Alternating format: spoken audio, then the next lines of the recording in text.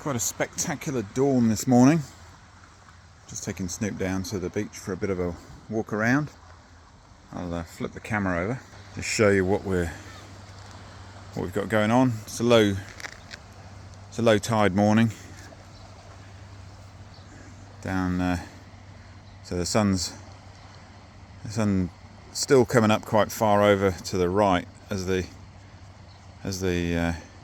actually further to the right, and it'll be even further to the right in winter. You've got it kind of comes up behind the island, so it takes longer to actually break into the sky, but it breaks the horizon now right over here, and it'll keep going out to the right of the picture as the days get longer and longer.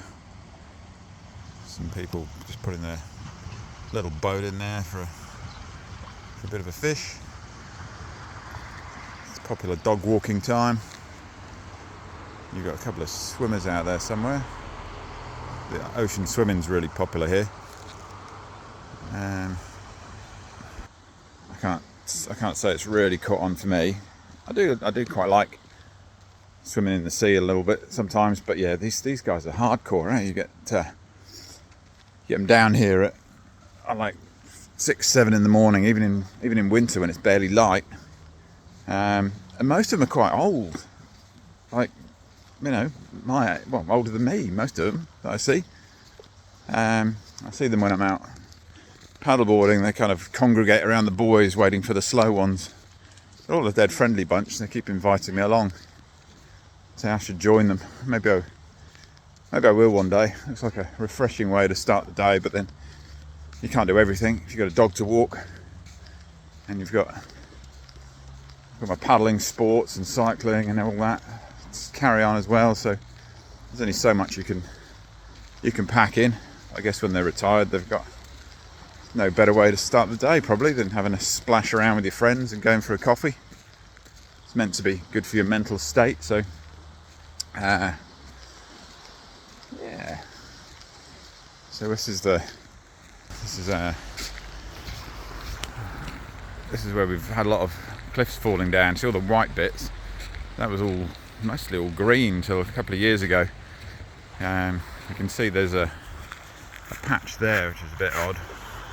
It's got, or is it? There it is. It's got like a black netting over it, which is where they're trying to reinforce it, stop any more slippage. Because quite a few chunks of it fell into the sea after a lot of rain, sort of soaked the cliffs so much that things started sliding down all over the area, really. Embankments just started giving way, and all these houses that had been built on the embankments ended up, halfway down them. Bit disturbing for the owners, I guess. There you go.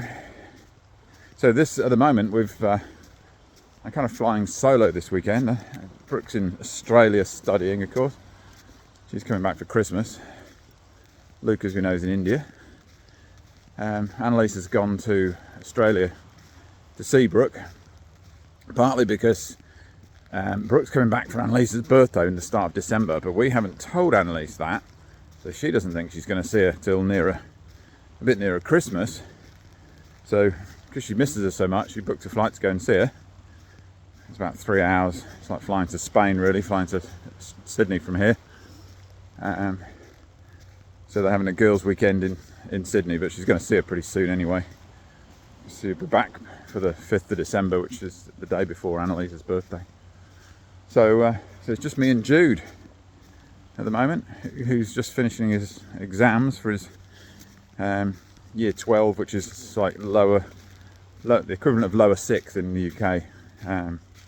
He turned 16 this year, so yeah, he's got one more year of school, and then it'll be the whole either travelling or uni thing for him as well. See how he goes with all that.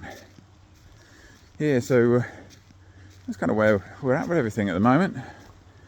I'm working on Sunday because the guy that works for me on Sundays is going to the Pearl Jam gig, so I'm covering that, which is kind of fine really, because I've got nothing much else, well, not much else to do. I've got no one to hang out with because all my family have buggered off.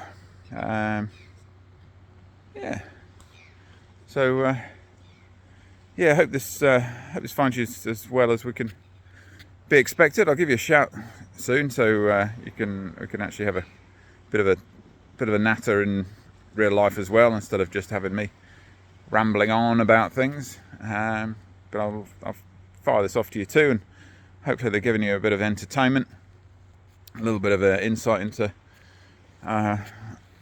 life down under, and what it actually looks like. 'Cause it's not just what's on Neighbours and Home and Away and whatever, even though that is Australia, not New Zealand. But the two countries are not a million miles apart.